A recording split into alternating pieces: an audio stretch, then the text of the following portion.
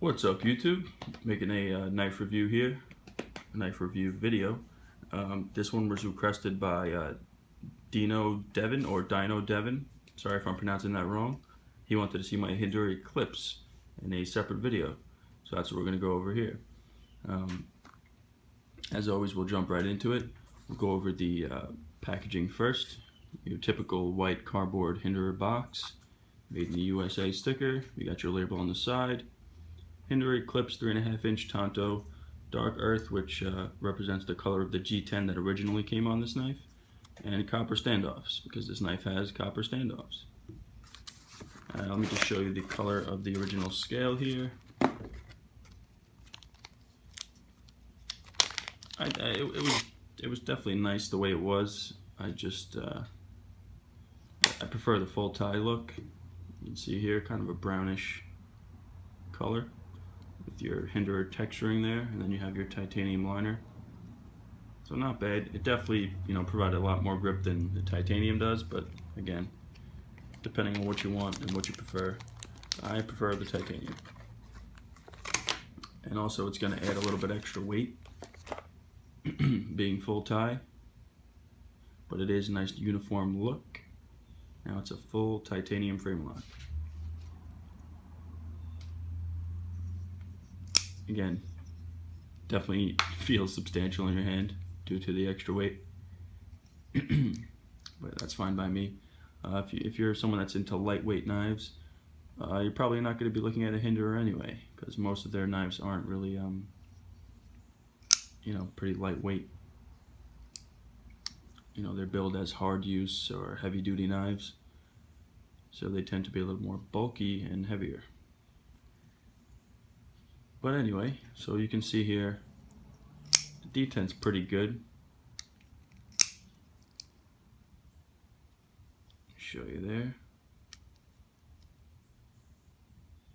So it flips open pretty well, nice action. Give them more of a push button. I have to preload it a bit, but it's really nice and smooth. You can open it with the thumb studs as well. Those are functional, and you can open it slowly if need be. You don't want to scare the people around you or whatnot. So nearly this entire knife is stonewashed. The frame, the blade. Really hides wear very well. I think even the pocket clip and filler tab are stonewashed. Yep. Also in that, kind of dark earth bronze color. The hardware here is titanium. You got your flathead pivot for ease of use. You can easily adjust it out in the field with a coin, or if you don't have a screwdriver on you, or I think I used my keychain a couple times. Kind of a brass color on the pivot. The body screws, which are hex screws, are more along the lines of that bronze color. Very nice looking though overall. And of course you got your copper standoffs, which will patina over time with use and with carry, which again is fine by me. I kind of like the look of a patinaed copper. I think it adds a little bit extra character. And then you have your copper standoff as well. Very nice look overall. You got those contrasting colors on the standard stonewash titanium. I really like the way that looks. And I apologize in advance for the the glare coming from the sun, but that's the way I have to deal with here today. We got the Hinderer logo there, right below a kind of laughable run of jimping. Not really functional unless you really bear down on it, but that's okay. S35VN crucible steel, excellent steel. I think Hinderer uses this steel on most of his models, if not all. I could be wrong on that though. Nice jimping here on the frame, and due to the design in general, where you have your kind of recessed areas here for your finger grooves and your indent for your thumb, and the flipper tab acting as a guard, it's really ergonomic and really kind of keeps the knife in your hand. I think it feels really, really good actually. Really ergonomic. You wouldn't think so from the way it looks, but it's definitely pretty comfortable to hold. Reverse grip, not as comfortable, but it's definitely not uncomfortable. And I don't think I'll ever be using reverse grip anyway, so.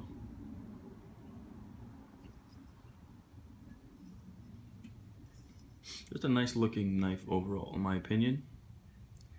I think we have flat ground blade. Yep.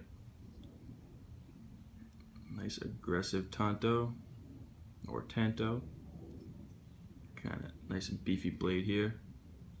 So you can see it kind of thickens up towards the tip, keeping with that rugged, hard use theme. If you're going to be stabbing, not prying, you shouldn't pry with any knife, but if you needed to, I think this would do a bit of prying.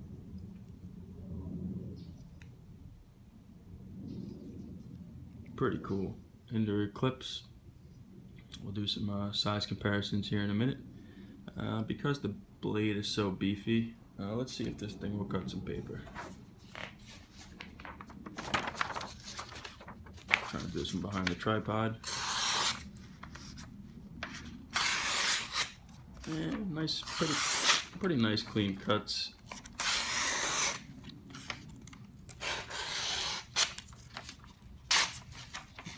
Alright, I doubt it'll do push cuts. Yeah, no. Kind of have to follow through with your slice, but not too bad. For everyday cutting tasks, that's just fine. You can definitely touch it up. Let's see if I have some cardboard here. Heavy duty knife, right? Alright. Not bad at all.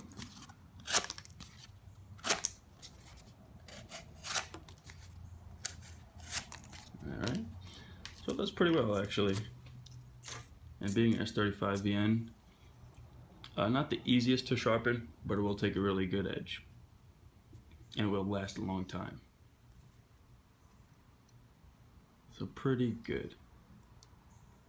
Overall, just a badass design, badass knife.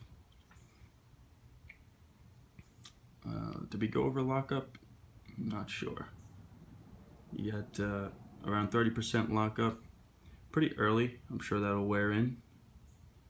Over time, you got your recessed areas on either side of the frame to allow your thumb to get in there to disengage the lock. Very solid knife.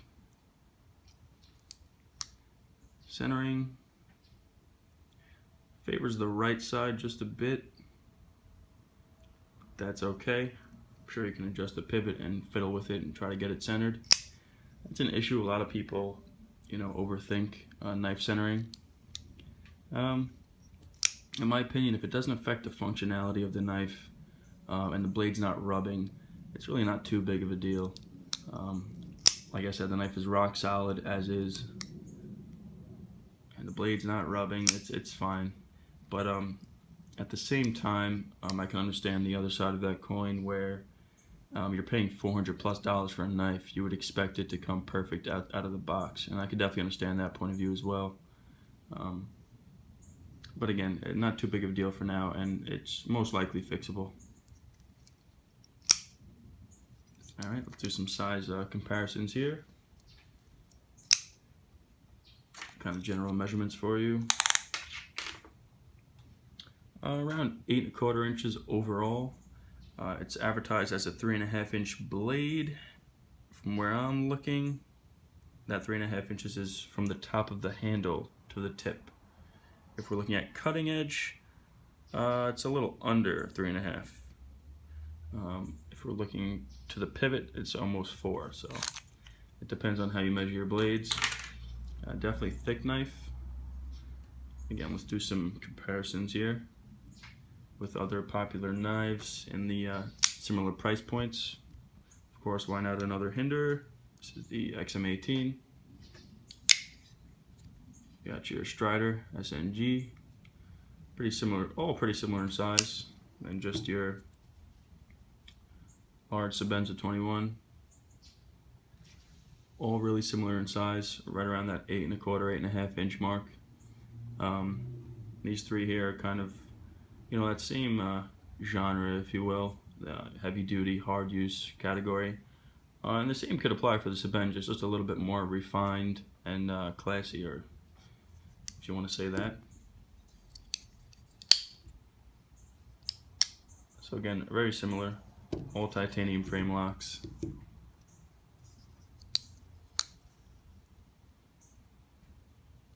There we go.